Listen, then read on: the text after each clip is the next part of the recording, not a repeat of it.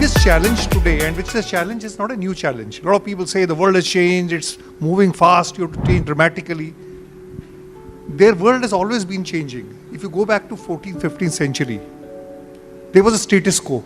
There was a certain standardization happening, there was no progress in society.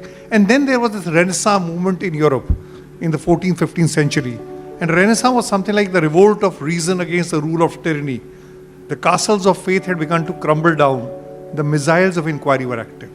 Now, these words were relevant in 15th century, but today also when we are searching on 2020, they're still relevant. So that the world doesn't change at all. Now the challenge, one is the challenge of a CEO, which is I think a less challenge, because as a CEO, as Ma'am mentioned, clearly you are alone.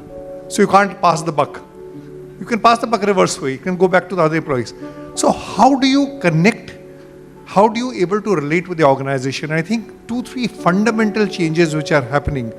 One is the ability, I call it the IIT, which is there. You can solve the technology, the inclusiveness, and the innovation. The biggest challenge for any CEO today is not its direct competitor. It is the changing world. And if you don't change, or you are not able to predict, and sometimes you cannot predict, but if you don't change as per the changing world, you will be the biggest loser, how strong you may be.